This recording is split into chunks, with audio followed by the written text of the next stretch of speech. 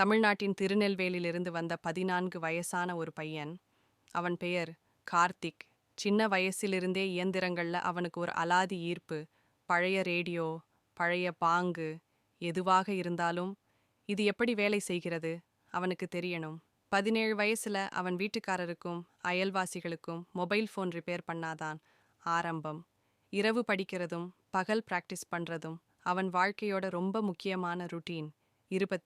22 வயசுல கோவையில் உள்ள ஒரு எலக்ட்ரானிக்ஸ் ஒர்க் ஷாப்ல வேலை. அங்கே டிவைசஸ் மட்டும் இல்லை, பிஸ்னஸ் எப்படி வேலை செய்கிறது, கஸ்டமர் என்ன கேட்குறாங்க, எப்படி சர்வ் பண்ணணும் எல்லாம் நோட் பண்ணிட்டான். 25 வயசுல சின்ன செட்டப் ஓப்பன் பண்ணினாரு. Karthik tech solutions. ஒரு டேபிளில் ஆரம்பிச்சது, தொடர்ந்து கற்றதும் தொடர்ந்து உழைத்ததும் அதை வளரச்சு.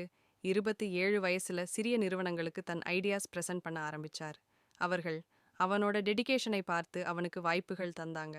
30 வயசுல சென்னையில் ஒரு மாடர்ன் டெக் ஆஃபீஸ், அங்கே ஃபவுண்டர் அண்ட் சிஇஓ ஆக நிற்கிறது. அதே கார்த்திக் தான் இப்போ அவன் சொல்லுறான், நான் மெஷின்ஸ் ரிப்பேர் பண்ணினேன், அப்பிறகு என் கான்ஃபிடென்ஸை ரிப்பேர் பண்ணினேன், இப்போ என் ஃப்யூச்சரை நான் டிசைன் பண்ணுறேன். கற்றுக்கொள்வது நிற்கக்கூடாது, அது நின்னா நமக்கு நம்மளே நின்னருக்கும் நேரிடும்.